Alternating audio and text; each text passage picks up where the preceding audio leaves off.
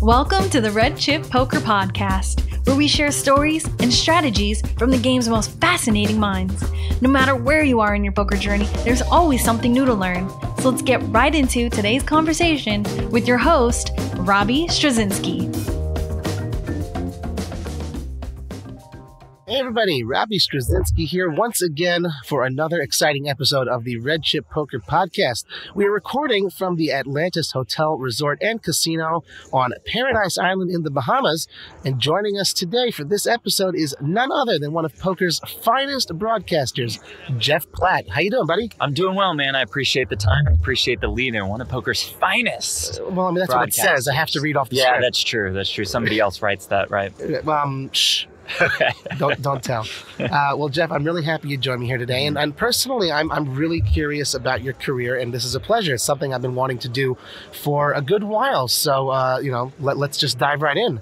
How did you first get into the poker industry? And I don't think you've been involved for too long, right? No, not that long. I moved out to Las Vegas in, let's say, March/April-ish. I've been in sports broadcasting for basically my entire life. I went to USC for it, and go fight on. I worked in good old Jackson, Mississippi, in Dallas, Texas, and I was most recently in San Antonio as a sports reporter. So my contract was coming up there. Great job, really enjoyed it. But I figured, I clearly love sports broadcasting, right? I've been in it for my entire life. Yep. I also clearly love to play poker. Yep. So what if we could find an outlet that could merge these two passions? And I had kept in touch with Dan Gotti from Poker Productions over the last couple of years, had a couple deep runs in the main, so got to know him just a little bit. So we always made it a point to email back and forth. And so I told him, I was like, hey, just FYI, I'm kind of here if you need me.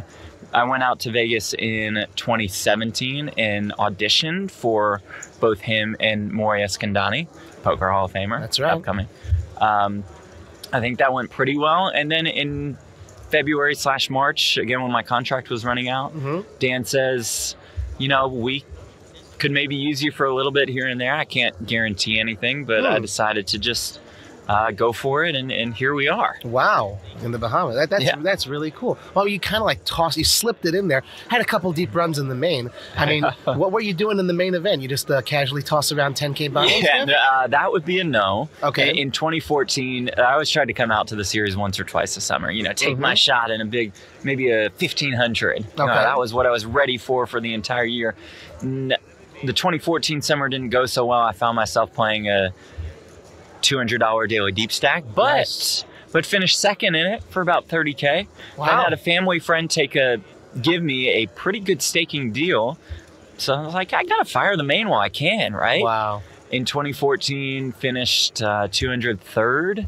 And then in 2015, ran it back and finished 60th. That's incredible. So top 3% of the field, or top 2%, something like that, right? That's crazy. 60th is top 1%. At that in that year. Don't mean to brag. We're speaking with the 1%, folks. The 1%. He's right here. Yeah. But most importantly, it allowed me to start a relationship with the people at Poker Productions. Very cool. Well, you mentioned Poker Productions. What poker outlets have you worked for in your short poker media career, and which has been your favorite gig thus far? Ooh, good question. So I've done some work for Poker News. That's what I'm doing now here at the Bahamas. Those consist of on-camera interviews. Do the Poker News podcast with my good friend Sarah Herring. I've done some play-by-play for the World Series of Poker for some of the preliminary events. So basically when, Ali or Tuckman can't show up, I get the call. That's Ali Najad and David Tuckman. Yes. So, we're not talking about Phil Tuckman. No, that would be correct. The staples of the World Series of Poker. And I've done break desk work alongside Maria Ho and Brent Hanks for the Poker Masters and Super High Roller Bowl 5. And what I would say is my favorite, Robbie, is hosting Friday Night Poker. So we host a preview show every Thursday, and then I do the play-by-play on Friday night, and I do that show alongside Brent Hanks and Amanda Leatherman. I love all of these jobs, and I'm not just saying that, but I would say my favorite goes to Friday Night Poker. That's really cool. I mean, well, maybe our Red Chip audience here, Red Chip Poker, does not necessarily know what Friday Night Poker is. Why don't you tell them a little bit? I would love to. Thank you for the opportunity. So our first season has just wrapped up. It's on Facebook. Stadium and Poker Central. Stadium is a sports broadcasting company, partnered to create this show that aired on Facebook Watch for 13 episodes. And the show, it's just a 5-10 game. We wanted to create that feeling that this is just a home game that you're watching, kind of expensive home game. Right. It's 5-10, but still relatable stakes. Yeah. And include some of poker's brightest personalities, some of poker's best players, along with some people who don't get the opportunity to play with some of those guys. So we had Daniel Negreanu and Phil Hellmuth and Antonio Esfandiari and Chris Moneymaker, but we also had, some cash game grinders. So I think it was just a great mix of personalities. We always said we were looking for the perfect blend of entertainment and action, and I think that's something we found in our first season, and I look forward to season 2 sometime. That's pretty cool. And you mentioned we. Who's we? Who are the people behind the scenes putting Friday Night Poker together? So I would say a lot of credit should go to Sam Simmons, who is now the president of Poker Central, and J.R. McCabe at Poker Central as well. Go ahead. Brent Hanks deserves a lot of credit as well. Sure. This is a guy who puts together a lineup for effectively every show that you see on Poker Go or any show produced by Poker Central. So whether that's Poker After Dark or Friday Night Poker or Dolly's Game Now, or he's reaching out to people to play the Super High Roller Bowl. Wow. He deserves a ton of credit. And then our partners at Stadium as well for taking a shot on a poker show, and they liked it so much that they put it on their television channel that they've started to develop. So all good signs. So that's the we behind it. I do very little. I just talk. Into the microphone. Well, I'm certainly enjoying talking to you, and I'm sure our Red Chip listeners are enjoying listening to you.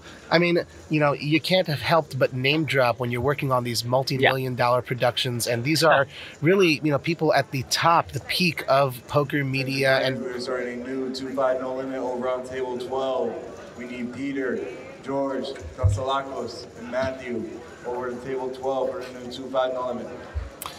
These are people who are really just doing a phenomenal job. I mean, everyone knows all of these shows. Now they know about Friday Night Poker too, but, the World Series Main Event, Poker News. I mean, these are, if you're into poker, everyone knows these productions. And, here comes Jeff Platt out of nowhere for, 2 years, and he's already mingling with all of these people and, friendly with all of the players.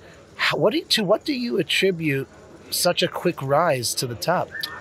And I'm not being facetious. I really do mean that. It's incredible. I appreciate that. You're there. I think a lot of it has to do with timing. Some of it has to do with luck. I've always thought that if you really have a passion for something and you really work hard at it, then that's just going to naturally create opportunities for yourself, as corny as that may sound. So the timing, just reaching out to Dan Gotti here and there, my contract in sports broadcasting happens to run out as they're really ramping up content at this new beautiful Poker Go studio, which everyone should go and visit. It's really cool, right outside the Aria. Just plug that. It's fantastic. Absolutely. And it's free. Timing being, when Ali Najad can't make a Poker After Dark show and I live 20 minutes away. So the fortune comes into play. And I think that the relationships that I've been able to build with Dan, with Maury, with Sam, with Brent has helped me immensely. And then, I take the same approach to poker broadcasting as sports broadcasting. And I can see the approach that you take as well. And that's a lot of... 2-5 no limit over on table 12. And we have Peter, George, Casalacos. Hi, Peter. Over to table 12 and a new 2-5 no limit. Sorry, the approach. Go ahead. It's okay. Sorry. And a lot of preparation goes into what I do for poker broadcasting. I never want to be caught on air confused. If we're talking about a player, if Maria and Brent and I are talking about somebody during the Super High Roller Bowl, I want to be very prepared at all times, so I can click on his folder, so I know a lot about him. So hopefully that comes across to the audience. And Absolutely. Then, I obviously hope that, I kind of bring a sports broadcasting style of sorts to poker broadcasting, and that has maybe helped me out a little bit. I think, I imagine it's hard for Poker Productions, for example, to find somebody who knows about poker and is well versed in broadcasting. So I think put yourself in a place to succeed. Yeah, Move to Vegas, like you said. So. Exactly. So I'm just fortunate to have come up with that kind of upbringing of sorts, and I think that that's helped me a lot. That's pretty cool. Well, let's zoom out a little bit. What is it that you love about poker so much and makes you so interested in the game? You know, I just love the competition element of it. I mean, this might surprise you, Robbie, but I'm no great athlete. So my sports career was done at the age of about 6 or so. But I've remained competitive and always looking for a way, personally, when I play, to fire off that competitive nature. So I love the idea of a poker tournament, whether it's a $1 buy-in or a 100K buy-in. Everybody's just looking to win. You're looking to be the last man or woman standing, and I find that fascinating about poker. And the mental aspect of poker is also very fascinating to me. How so much can go into one single poker hand. The mental aspect of it is it's just unbelievable to think about. I mean, we have a view of, 24 tables or so. There's something different going on at every single table. Sure, you hear about like standard play and ABC play, but I almost don't even think that exists because there's so much you can do within a certain hand. And I find the top level of poker fascinating as well, with these high roller guys who sometimes do not run into a tournament field that's full of people that they would like to play against. Right. That these fields are the best of the best. And when you have Alex Foxen going to war with David Peters and Jason Kuhn, they have enough faith in themselves, confidence in themselves to go to war because they think that they are the best. And so I think that's just another incredible aspect that this game has to offer. Oh, that's really cool. I mean, again, and you're name dropping like the cream of the crop here. Yeah, well, we're all best Foxens. friends. Right. Yeah. And it's interesting. And when you're doing all of this commentary and broadcasting on all of these high rollers, and even in the Friday Night Poker, it's, these people who, they're not struggling to make rent at the end of the month. Let's just say that. So, how do you relate to the money aspect? I mean, because you are commenting, another $10,000 pot here, another $1 million pot there. I'm exaggerating a little bit, but not really. The pots really do reach 5-6 figures all the time when you're doing this commentary. You're just a regular guy like me, and we're just trying to make ends meet at the end of the month, or maybe the prime rib. But at the same time, how do you relate to this money aspect? This is red chip poker. A red chip is worth $5. Yeah. And I'm sure our listeners are also sort of wondering the same thing. We're 1, 2, 2, 5 grinders. What is it like to how do you relate to that money? I think for me personally, just have to be aware of who the audience is for a certain broadcast. We're here at the Poker Stars Players Championship, which is super unique because it provided the opportunity for so many players who would have never, ever, ever fired a 25K to jump in the mix. And with more than 1,000 players and more than a $25 million prize pool, I think a lot more of our audience, when we produce content from this tournament, can relate to it because, hey, this is just a guy just like me and you who was presented with an unbelievable opportunity. Now, Friday Night Poker, for example, a big pot in that is $5,000 or $6,000. So want to ramp up the excitement for those certain pots. Super high roller bowl is a totally different ball game. It's a $300,000 entry, right? For every single player. That is absolutely fascinating Real to dollars. me. And I think that most of the audience watching that will obviously never play even close to a 300K buy-in. But I think in that circumstance, they're so excited with the prospect of watching these guys play for that much money because it is such an exorbitant amount, and we can't relate to it, which I think is actually a good thing. You mentioned that before you got into poker, you were into sports broadcasting. Everyone's watched sports and they know what sports broadcasting is like, and I guess you were in San Antonio, is that Yes, right? correct. What sort of skills have you taken from your sports broadcasting experience and brought to the poker broadcasting elements? Yeah, it's a great question. I covered Greg Popovich, Spurs head coach, for a good 3 years. Shout out to Pop. Yeah, and you better know what you're doing when you ask him a question. So I think that experience, more than any other sports broadcasting experience for me, helped me come up with better questions, helped me just develop a work ethic when it came to preparation for these opportunities to ask questions, because Pop wouldn't let you get by with a talk about this player, right, or with a how do you feel. Now, he also made sure that your ego didn't get too big, and if you asked a ton of great questions, he would shut you down. So I'll tell this story just because I like telling it, and I think you'll like to hear it.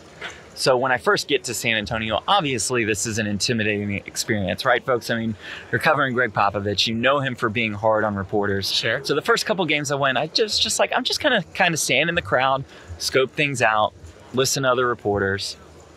And that's what I did. And about the third or fourth game, I was like, okay, I'm going to be here for a while. It's about time I start asking questions. Like, let's go. Let's turn it on. So game goes on, pretty standard game. The Spurs had Thiago Splitter at this time. I think he was 8 for 10 from the field, 18 points in just like 20 minutes of play. So a super efficient game, right? Post-game press conference comes around. I'm just terrified. I mean, I know I'm going to ask a question to Greg Popovich, one of the most intimidating men on planet Earth. A couple questions go by. I'm like, all right. He starts talking about Splitter on the defensive end. I'm like, oh, this is a perfect time to ask about his efficiency on the offensive end. This is great. I'm carrying this boom pole with the mic, and like my hands are shaking. I know that I'm just so insanely nervous for this question. So he stops talking about Splitter on the defensive end, and he had given a pretty good answer. And I say, what made him so efficient on the offensive end tonight? My voice totally shaking. And I didn't think that was a terrible question, and to this day still don't think that was a terrible question. And he just stares at me for 5 whole seconds, a glare. 5 seconds of silence, which is a very long time if you think about it. And you're surrounded by all of your media surrounded colleagues. by all the media who I'm new. Nobody knows me. I'm the new kid on the block. I can feel my face getting red. And then he says, after the 5 seconds of intimidating pause, he says, I don't know how to answer that. And then he turns around and walks away. Literally ends the press conference right after his answer to my first question. I'd like to think we developed a better relationship than that. But, that's kind of an example of, just learning to ask good questions, be prepared, because you never know what a moment can throw at you.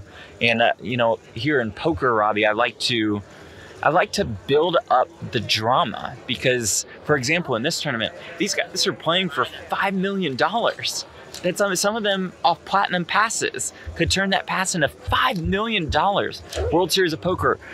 A World Series of Poker bracelet is absolutely prestigious. If I can enhance the drama of that bracelet being handed out, which is the level of drama that it deserves, then that's what I'm going to do on a broadcast. So I think my sports experience has kind of helped me there as well. A brilliant answer and a fascinating and hilarious story, the inside of the sports media world with the San Antonio Spurs.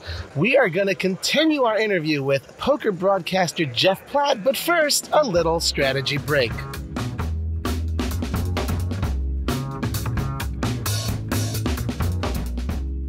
Hello, this is Doug with Red Chip Poker, and we're bringing you mission number 8 from my original book, Poker Plays That You Can Use. The idea with these missions is to give you something concrete that you can do at your next session at the table that's going to make you into a tougher player. Now, this is going to be one of the harder missions that we are asking you to do at the table. This is the first time that we're having you put in some reasonable amount of money as part of the mission. So it wouldn't surprise me if you had to take 2 or 3 sessions before you accomplish this mission successfully. The idea here is that we want you to 3-bet light twice pre-flop. And if you happen to get one of your more traditional 3-bet for value hands like kings or aces, then you have to 3-bet for light an additional time that session to kind of balance it out. Many people hide information poorly because they only 3-bet with hands like king, king, queen, queen, ace, ace, or ace, queen plus if they're feeling very frisky. You might be one of these players. When someone is unwilling to re-raise with anything else, they are easily exploitable. The exploit might simply be folding. Or if an opponent thinks that they can get your whole stack when they hit, they might call your infrequent raises with speculative hands. They can then play nearly perfectly against you because of their knowledge of your holdings. You should 3-bet light twice this session. And every time that you get a value hand that normally you would have 3-bet, you need to add another light 3-bet to accomplish the mission for this session. You're 3-betting, hoping for a fold. If you choose your targets well, you will be able to get the folds often enough to be immediately profitable. On the flop, you should often be able to look at the board texture and represent a strong hand, and if your head's up in position, you should be able to successfully c-bet even if it's half pot and get the folds that you need. So what would be a recommended spot for this light 3-bet? Imagine you're at a 1-2 table. There is a regular that limps in, as they often do, and our target is in the hijack. Ideally, this is the kind of person that will raise, but realize that playing out of position against the 3-bet is going to be difficult for them, and they will have the discipline to fold. That's the kind of person we are looking for in this spot. So they raise it up to 8, and we decide that we're going to make a pot-sized 3-bet to $30. A lot of you might look at that 30 and think, well, that's really big. But if we think about it, first we have to call that $8. So there's 8 plus the other 8 is 16 plus the blinds and the limp is 21. 21 is in the pot. So on top of that 8 is 29. So a $30 3-bet is really just a pot size raise. So it's really not that big, but it certainly looks like it to a lot of players who don't think about what a pot size raise is in any given situation. So at this point, we've accomplished our goal. We have made a light 3-bet. And we chose our hand, Ace-5 suited, very well because we do have some playability post-flop, and we have that ace blocker because a lot of the hands that the opponent will call us with are going to have an ace in them. By having 25% of the aces that are in the deck in our hand, it reduces the chances that they actually call. And a lot of times when they call, they're going to have a medium pocket pair, 9s, 10s, jacks. And so that ace, even with a bad kicker, is going to be a decent out for us. So that's the kind of situation that we are looking for. And then when we do get to the flop, we are going to be looking for certain kinds of flops where we can profitably put in a continuation bet, even if we didn't really hit the board at all. Because of that 3-bet, we can always just represent ace-king or an overpair aces on a lot of different boards. But ideally, we're going to be looking for dry, static boards that are hard to hit so that the opponent just looks at their hand and says, oh, I missed, and just fold very quickly. So some examples of that might be a King 7-7 rainbow board, King 8-3 with a suit, Jack 6-3 rainbow. These are all relatively hard boards to hit. And so when we just put in a half pot continuation bet, if they fold 1/3 of the time, we break even on that continuation bet. And if we chose our flop and our opponent well, we're going to get more than 1/3. And don't forget, sometimes we've got backdoor equity, whether it just be the overcard ace when we do get called. Sometimes we're going to have backdoor wheel draws. Sometimes we're going to have backdoor flush draws. And all of these things help us with that equity. We also might get a very sneaky value betting board like 9 high with 2 spades. We might bink a weird 2 pair with ace 5 on the board. Or if it comes out like 5-5 queen with a suit, then we've got open trips that they're just not going to expect us to have.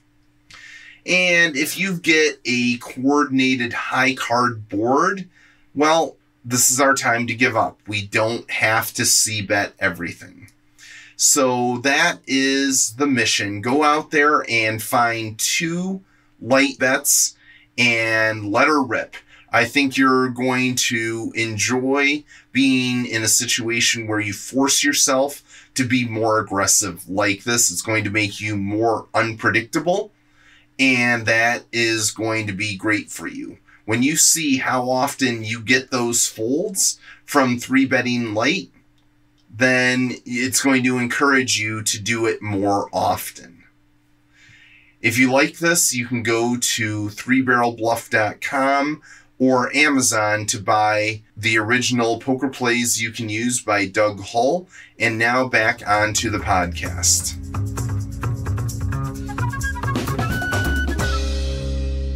Welcome back, everyone. Robbie Straczynski here for the Red Chip Poker Podcast. I hope you're enjoying this so far. I know I'm sitting here next to Jeff Platt, the poker broadcaster extraordinaire, and I'm really enjoying this as well. How about you, Jeff? You enjoying yourself? Nope, not at all. Okay. No, I'm kidding. We've always wanted to sit down and chat, and this has been awesome so far. Yes, absolutely. So let's take a step back again, and poker aside, why don't you tell us a little bit about your personal life? Where do you live? Family, and anything you want to share about your early years?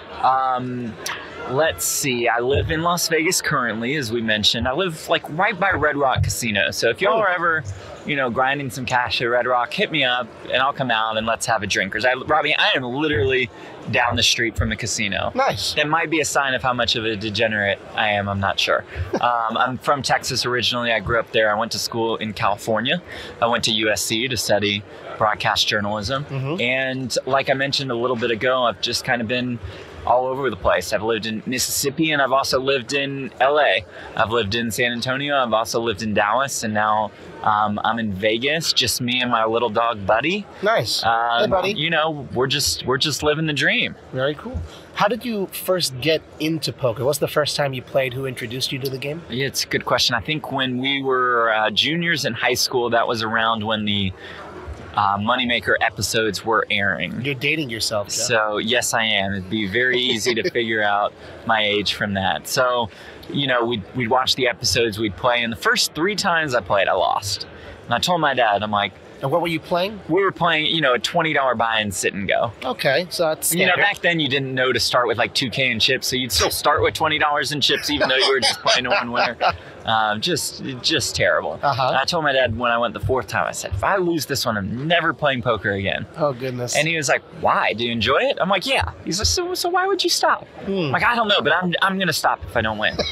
And I think I got 2nd place. So I profited $10. Okay. And I'm like, I'm in this forever. And, I've just become more and more attached to poker. That's really cool. As poker content has expanded, I've become a bigger fan, and I've tried to take the game more seriously over the last 5 or 6 years or so. Sure. So I love poker tournaments. Awesome. The competitive nature of it has been awesome. And you have mentioned that you've played in the main event a couple times. Do you normally play mostly these big live events, or are you really just a degen sitting at the Red Rock at the 1-2 tables, or is it home games? What do you like playing? I try to stick to tournaments, and so anytime the Venetian or the Wynn has a series throughout the year, I'll try to jump in to play a couple of events. Whenever the circuit stops by Vegas, I'll try to jump in to play a couple of events, and then my goal is usually to play around 5 to 7 World Series events every single summer, including the main, because it is the greatest poker tournament in the world.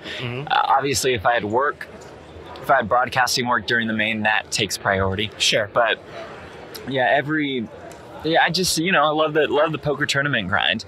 We have 1 day off here, so I'm going to jump into a 550 turbo or something with I'm sure 6-minute blinds and just try to get the chips in and run it up. But that's how much I love poker tournaments. Very nice. And specifically Hold'em, or do you play the mix? I'm trying to learn the mixed games because my goal would be to win a mixed games bracelet before my friends who actually play mixed games won a mixed games bracelet, because I would love to hold that over them for a very long time. Is that a prop bet you have going? No, but I think it will be soon, and I think I'll get some great odds on it. And I think I think I might just win like the $1,500 no limit deuce to 7, because it seems like anybody who jumps in that just wins it. Yeah. Or the 7-card stud, because that is only getting like 90 to 100 players. Sure. So maybe I'll fire that one. It's like buying a lottery ticket with only 100 other people. Just run good for a couple days, That's right? all it I mean, I takes. know how to play. Right. So I'm trying to get more and more into mixed games, because I really do enjoy those as well. Very nice. So you mentioned, that, you want to be playing at these events and you're also doing your work. How do you do the balance? I mean, do other people sort of let you know what your schedule is going to be, or is it sort of up to you how often you work versus how often you play? I would say it's a mix of those two things that you mentioned. For example, in late November, Sarah tells me that there's a January Poker Stars trip. That would be Sarah Herring, the boss, the greatest of all time. And so,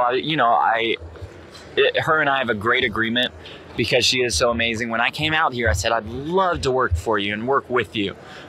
But, my first priority always has to be Poker Productions. Yes. That's the production company that Maury Eskandani and Dan Gotti run, because they are effectively the ones who brought me out there, who gave me my very first opportunity. So when I don't have a super high roller bowl break desk to do, or a Friday night poker episode to do, World Series, et cetera, that's kind of when I moved to Poker News. And if I can help Sarah out at all and take some of the travel off of her hands, then that's what I will dive into, and that's what happened here in the Bahamas. So it is kind of a balance, but it's a balance that's dictated by the higher ups, not by me. Gotcha. What do you enjoy most about the work that you do? That's a really good question. I love the opportunity to cover such a competitive game. So, and cover it in multiple ways. So I could interview somebody, I could do play-by-play for an event, I could do break desks for the event where we're going over what has happened. I think what it comes down to, Robbie, and you might feel the same way, is like I love telling stories about people. And I think in poker, the stories that you find are so diverse. Whereas covering the NBA, which is fantastic, by the way, every game effectively works itself out in the same way, right? You have your story of the two teams and which player did well. Every poker tournament is different. You can find some real gems in almost every single poker tournament or poker event that you put on. And I think the appeal of the unknown registers with me significantly. Okay. So I think that's part of what has helped me enjoy this business so much. So that's kind of a convoluted answer to your question, but there's a lot that goes into it. It's fair. I understand. Okay, well, let's look at the other end of the spectrum. What do you find most challenging about the work that you do? I think sometimes now poker players are getting better at this, but the goal when we're both doing interviews is to have the subject of the interview open up a little bit, right? I thought you meant be on time. Oh, I thought you were going. We're never going to, Robbie, take that goal, throw it out the window, because we're never going to get poker players to show up on time. I'm wrong on what I thought the answer would be. But for actual interviews, I'd love if players could open up a little bit more, tell them about themselves a little bit more, tell us about their strategy a little bit more. I think we're on the right track as far as that's concerned, but that's certainly something that weighs in. And then another thing, it is better for me, for you, for everybody involved in the media side of things if the game expands, right? Yep. And we have to hold the players at least somewhat accountable for welcoming new players into the game. And I think the top level players are great at this. Jason Coons, I feel like when an amateur or businessman or whatever jumps into a high roller tournament, he feels very welcome. Now, he might be intimidated by the quality of the players that he's going up against, but I think they talk with him, they joke with him, they laugh with him. At the lower limits, when somebody's breaking into poker, we can't have players criticize their play, right, or just be super serious at the table. And again, the community has to hold itself accountable as a whole, because it is better for everybody if the game grows, and that involves bringing in more and more amateurs so they can sit down at a 1-2 table or in a $200 buy-in tournament. I just want them to have a good time and not see everybody super serious. And so I try to hold myself accountable as well. We have to get more women in this game. Mm-hmm. It's just something that, you know, we have to do. Maybe we're at, what, 2 or 3% for main event entries? Yeah, it's not a lot. It's not a lot. That number has to grow. We have to find a way for that number to grow. I would love to see more people step up as ambassadors to the game. I mean, if everybody was like Maria Ho, right, at the top level, poker would be fine. Yeah. If everybody was like Daniel Negreanu, I think we'd be okay. But I'd love for more of the good players. Again, they're not required to do this. I just think it'd be great overall if they did, to just, you know, kind of step up a little bit, put themselves out there a little bit. I think the opportunity is there to really spark poker once again. As sports betting becomes legalized in more and more states, yes, online poker is naturally going to follow that. So I think over these next 5 years, it could be a crucial point in poker, and we could see another, maybe not to the level of a moneymaker boom of sorts, but like an explosion of sorts is coming. Right. And so I think that every player needs to keep that in mind when welcoming new players into the game. I like it.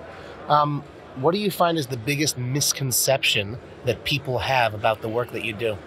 I think naturally, and you probably run into this as well, that people consider poker to be blackjack or slots or craps. You know, it's just like all the degenerate gamblers. Right. And even if they do require that poker is playing against other players and not the casino, they still treat it like, oh, well, if you get good cards, you win, and if you get bad cards, you lose. Now, to a certain extent, maybe that's true. But the amount of, you know, mental capacity that these players have to have in order to succeed is fascinating. And if I took these people who are somewhat critical through a poker hand and tried to explain every single step of it, they'd probably be like, wow, this is a puzzle of sorts that nobody is able to solve. So they'd have a little bit more respect on a consistent for the game, basis. Right. And so I just think, you know, it's no fault of theirs. They just need to look at it in a different way, or we'd love for them to look at it in a different way. And when they give you that sort of an answer of like, oh, so it's just like blackjack or slot machines and stuff, do you find yourself getting frustrated or more wanting to explain and stick up for our sport, for our game? Definitely more wanting to explain, stick up for it. There's no point in getting frustrated because they just don't know any better, right? And so if I need to take 5 minutes with every single person who thinks that, I'll do that, because I think it's better for poker to develop a better reputation. If poker is going to become more and more mainstream, we need more and more people to have a better understanding of what poker tournaments, poker cash games actually consist of. What does Jeff Platt do for fun? That's a good question. A very, very boring life. You know, I love all of the stuff we've been talking for an hour. Very boring life. Poor thing. Maybe outside of this game, very boring life, I should clarify. Okay. I love the NBA, so I love watching games. I'm a big Dallas Mavericks fan, so I love watching the Mavs. But you were in San Antonio covering the Spurs. Right. Oh, it was torture, Robbie. Oh, it was torture. I had to cover the nemesis, the arch rival. So, you know, I like my Netflix time, a chill time, go out with friends, lounge, have a couple cocktails. Just, you know, I find poker tournaments so much fun. And maybe it's because I don't play poker full time. But when I know I'm playing a poker tournament this weekend, for example, I'm like super excited. Awesome. I'm just jazzed up. I still have that feel for the game where I look at poker as just a lot of fun. And then, you know, as corny as this may sound, like, I love my job and love what I do and have an incredible amount of fun doing the job. Like this Friday Night Poker show, I have an absolute blast. If they said, hey, please show up, do this work, we aren't going to pay you, I would still do it. Now, let's not tell them that, because that'd be very bad negotiating on my part. Hopefully they're not listening, but everyone else is. Right. But that just kind of proves how much I enjoy this gig. Awesome. What is something, I mean, you've done so much already in such a short amount of time in the industry. What are some of your goals, or perhaps you have some sort of a bucket list as far as your broadcasting career that you would still like to accomplish? It's a great question. As far as poker broadcasting is concerned, I want to just host as many shows as I possibly can. Do play-by-play for as many shows as I possibly can. I would love to host some kind of a, you know, game show of sorts, something like that that's related to poker. And then you know, I have to say it, you always want to get to the top of your industry, right? Yep. So the top of our industry is the World Series of Poker. The top of our industry is the World Poker Tour. So if I get any kind of opportunities in the future to do broadcasting for those outlets, like I'm in. I feel like the top of our industry is super high roller bowl coverage. So to be a part of that is like unbelievable to me. Now, that doesn't mean I'm trying to like kick Ali out the door and push Lon McCarron off the roof or anything. And we love you, Norman Chad. Right. Well, Norman can go. Just kidding. I love Norman. I love those guys, and I think there's room for all of us to succeed and to accomplish our goals. So how I would sum up my goals is just like the more I can do from a broadcasting standpoint within poker, the merrier. Awesome. Well, Jeff, we've been talking for quite a while. I think I've exhausted my list of questions. Let's just give you the stage. The stage is yours. Maybe there's something that you have to say, like a message that you could just sort of in your parting words towards the poker community, towards our listeners here on the Red Chip Poker Podcast. Anything you want to say? Yeah, two things. Number one, this goes back to what we talked about earlier. Every time you sit down at a poker table, be very aware of who you're sitting down with, not from a strategy standpoint, because Robbie, if you wanted to do a poker strategy interview, you would have picked somebody else to talk to. They probably would have picked someone else to do the interview. Yeah. Much of a strategy guy. That much is certainly true. But just from a perspective of, I want poker to be as successful as it can possibly be. And so if somebody sits down and you can tell they're new to the game, help them out, chat with them, laugh with them. Let's make our game more opening, more welcoming to new players, because that's only going to help you in the future. And number two, you, my friend, deserve some major props for what you do for the industry. He's rolling his eyes right now. You can't see that on a podcast. He's making another gesture right now. You can't see that because it's a podcast. I think you do so much for this industry. I think poker is very, very lucky to have you. You're a genuine guy, and I just respect what you do. So that's number two. Because I know he wouldn't say that about himself, and he gave me the floor, which he maybe shouldn't have done. And so that's what I wanted to do with my time. Well, the check is in the mail, Jeff. Thank you. And wow, don't know what to say other than I'm sure people did not tune in to hear me. They tuned in to hear you. And Jeff, if they have any additional questions for you, where can they find you online? How can they reach you? Hit me up on Twitter at Jeff Platt. Very creative name, I know. And I always try to respond to absolutely everybody. Even during a broadcast, if you want to say what's up and you're doing it. Our 1 minute or so playing in the carryover for the 2K. Please go back to your seats. We'll do that one more time. And where can they find you online, Jeff? On Twitter, at Jeff Platt. I try to reply to everybody, even if it's during a broadcast. I'll get back to you at some point later on.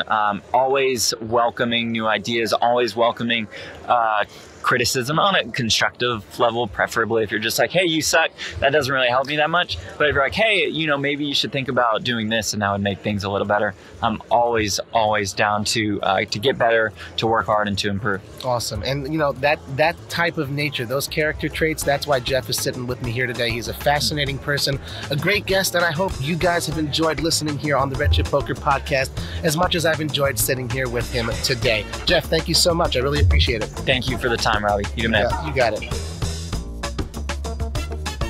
Thanks for tuning in to this week's episode. But don't stop learning now. Head over to redchippoker.com. You'll find everything you need to get better today. Join our free, friendly strategy group and start talking poker with our coaches and community. And listen, if you're ready to take poker more seriously, sign up for Core, our $5 a week complete training platform built for players who have limited time to study.